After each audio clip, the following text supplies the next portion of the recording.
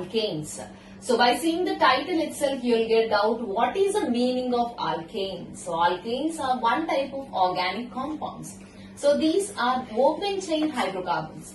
So what is the meaning of hydrocarbon? The compound consists of hydrogen and carbons in their structure formation. And these are open chain hydrocarbons in which carbon atoms are linked with one another as well as with hydrogen atoms by single or sigma bonds.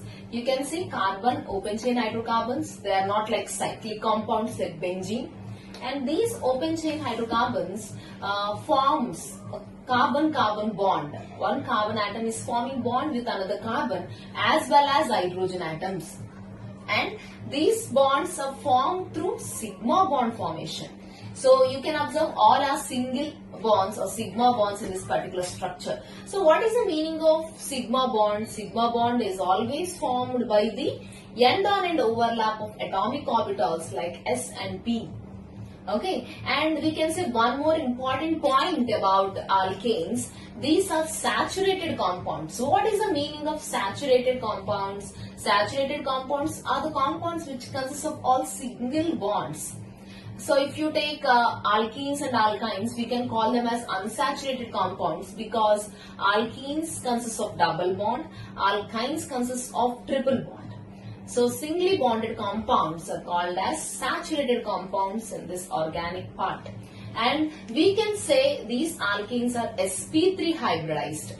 So you can easily identify the carbon compounds which are sp3 hybridized or sp2 hybridized. So if you observe around carbon all single bonds, you can say it as a sp3 hybridized carbon.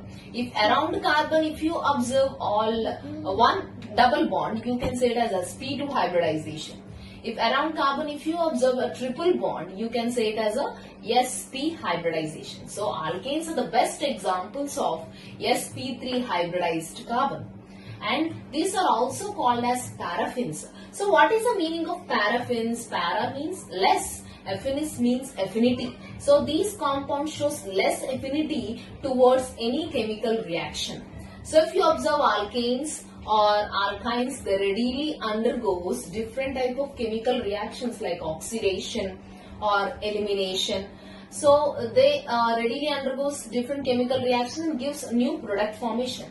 But alkenes don't show more reactivity towards chemical reactions, but they involve in substitution reactions under specific conditions of temperature. Okay, so this is just about introduction. Now let us see about general formula and structure of alkane.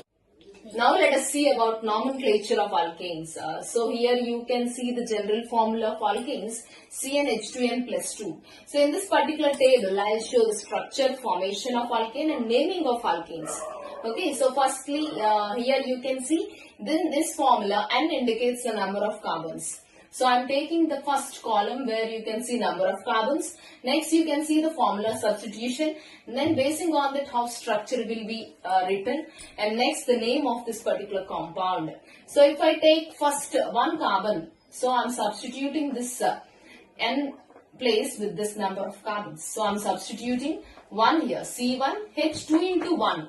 In N place I am substituting 1. 2 into 1 plus 2. CH4, we are getting CH4. C is present one time and hydrogen is present 4 times. So we are getting a CH4. And next you can observe the structure formation. C is present in the center. Around this you can observe 4 hydrogens. So while writing the structure, you must remember around carbon there must be 4 bonds because carbon is tetravalent element. Okay, so according to IUPAC, if 1 carbon is present, you can write it as meth. If 2 carbons are present, you can write it as eth. If 3 carbons are present, you can write it as prop. 4 carbons, but. 5 carbons, pent. In that you will get. And next you can observe that here with this suffix name, there is a root word. Root word ends with this ane. So, meth, alkanes have a general ending suffix ane, methane. Okay. Next you can observe substitution of 2 carbons. I am taking 2 carbons and substituting in the place of N. So C2H2 into 2 plus 2. So we are getting C2H6 formula. So I am writing the structure. First write 2 carbons attachment C bond C. Next around each carbon you should get 4 bonds. So this carbon is formed bond with another carbon. So it can form another 3 bonds with 3 hydrogens. And similar way, you can observe this carbon also formed 1 bond with carbon. And next it can form 3 more bonds. So C2H6 formation. So here eth is a naming for 2 carbons. So it is ending with the suffix ane. So ethane. Next you can observe 3 carbon substitution. I am taking 3 carbons and substitute in this formula.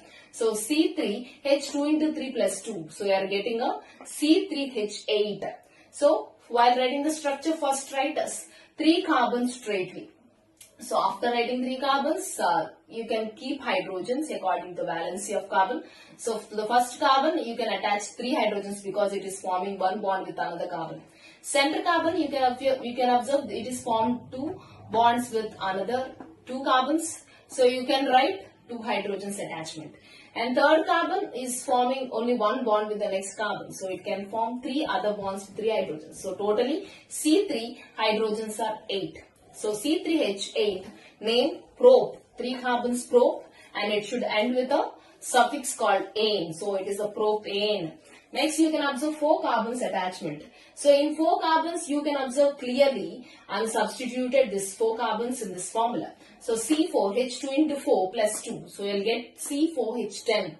So I am writing 4 carbons straightly, and after that I started attaching hydrogens. Totally you will get C4 times hydrogens 10 times present in the structure. So C4H10. So this C4 carbons in IUPAC name you will get bute, and it is ending with suffix butane. So in this way you can substitute remaining carbons and you can name them according to the IUPAC system. So this is about the introduction of alkanes. In the coming classes I'll explain the preparation methods and properties of alkanes. So if you like my explanation, please, that is Wood reaction. So what is the meaning of Wood reaction? Here the 2 molecules of alkyl halides reacts with sodium metal in the presence of dry ether to form alkanes. So here if you take, I am taking 2 alkyl halides like 2 methyl bromides I am taking. They are reacting with sodium metal in the presence of dry ether to form ethane as a product. So ethane is an alkane, which is a symmetrical alkane. Along with this you will get sodium bromide as a byproduct. And next if I take 2 ethyl bromides, I am taking 2 ethyl bromides. They are reacting with 2 sodium metals in the presence of dry ether. They are forming butane as a product. Here 2 sodium bromides are forming as a byproducts. Okay. So now let us see the mechanism of the reaction.